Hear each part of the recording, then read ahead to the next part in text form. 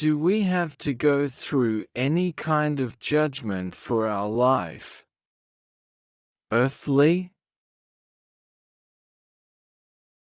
Those who enter the spiritual world with original sin and evil, fallen nature, or having lived a life without God, and without pursuing His ideal of creation, will have to go through the entire His life.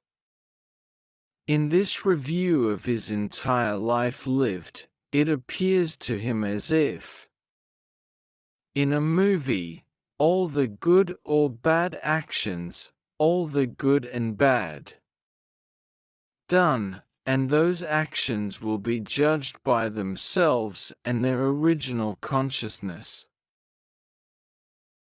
What will occur will be to feel a sense of remorse from themselves for the bad things and a feeling of satisfaction for the good ones. This is the judgment we will have to go through, and it is a self-imposed judgment. It is not God or Satna who decides whether we will go to heaven. Each person will determine from himself and with his life his own judgment and the spiritual journey he must undertake. Such judgment, however, will not be the end of everything, and the destination is not eternal.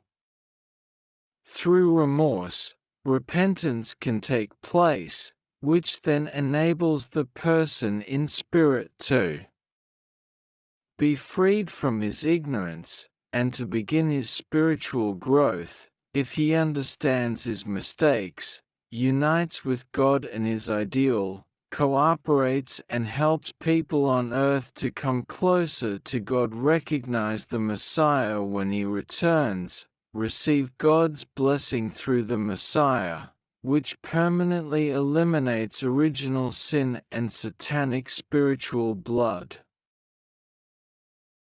For the people blessed by God on earth, through the returned Messiah, the past is forgiven and wiped out because they were in ignorance, but having received the knowledge, the complete new revelation of God, they have already changed their lives to God, accepted the Messiah and received the blessing from him.